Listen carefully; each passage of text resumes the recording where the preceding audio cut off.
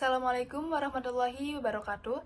Perkenalkan, saya Nanda Kamila Oktavia dari kelas 01 SAKP 017.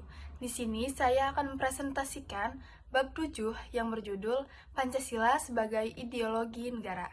Materi yang pertama yaitu konsep dan urgensi Pancasila sebagai ideologi negara. Secara etimologis, ideologi berasal dari dua kata. Yang pertama, idea dan logos. Idea bermakna konsep, gagasan, cita-cita, dan penjelasan. Sedangkan logos mempunyai makna ilmu. Jadi dari arti tersebut menunjukkan bahwa ideologi adalah ilmu dasar.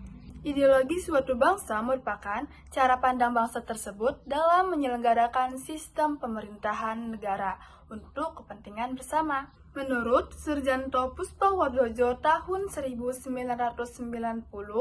ideologi mempunyai fungsi yang dapat memberikan yang pertama, struktur kognitif, artinya keseluruhan pengetahuan yang didapat.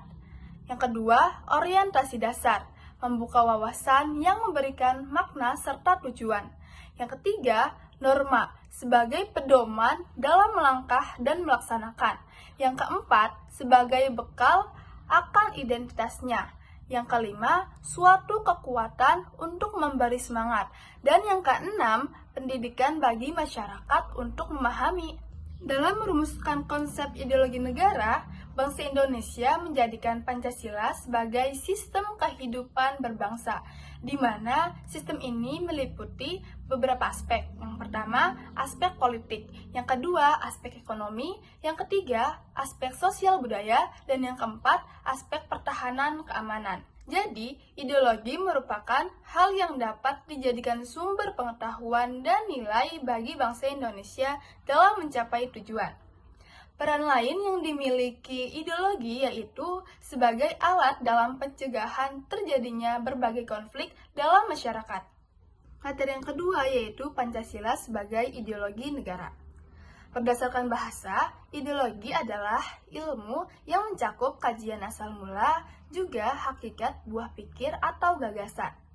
Sebuah ideologi wajib memuat nilai-nilai yang mencerminkan jati diri suatu bangsa, yang melandaskan pada keyakinan bahwa manusia sejatinya diciptakan untuk memperoleh kebahagiaan, kebebasan, perlakuan yang adil, dan jaminan HAM.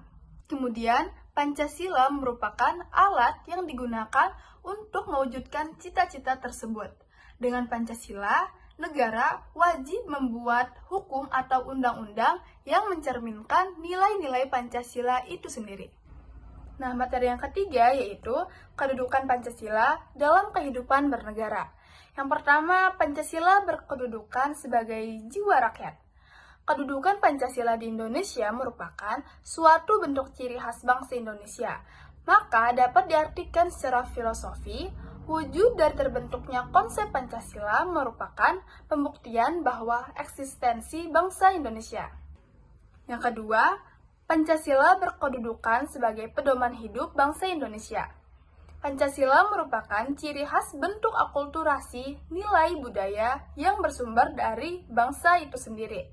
Sebab keberadaannya memang murni diangkat dari nilai-nilai luhur bangsa Indonesia, yang kemudian disepakati oleh tokoh bangsa untuk dijadikan dasar negara Indonesia. Yang ketiga, Pancasila berkedudukan sebagai konstitusi negara. Hubungan antara dasar negara dengan konstitusi nampak pada gagasan dasar, cita-cita, dan tujuan negara yang tertuang dalam pembukaan Undang-Undang Dasar 1945. Dari dasar negara inilah kehidupan negara dituangkan dalam bentuk peraturan perundang-undangan. Yang keempat, Pancasila berkedudukan sebagai sumber hukum. Hukum sebagai pendekatan untuk menegakkan undang-undang di mana sebagai kewajiban negara. Dalam penegakan hukum, ini hanya akan berhasil dan efektif jika adanya kesadaran dari setiap warga negaranya, terutama dari kaum intelektual. Dan yang kelima, Pancasila berkedudukan sebagai cita-cita bangsa.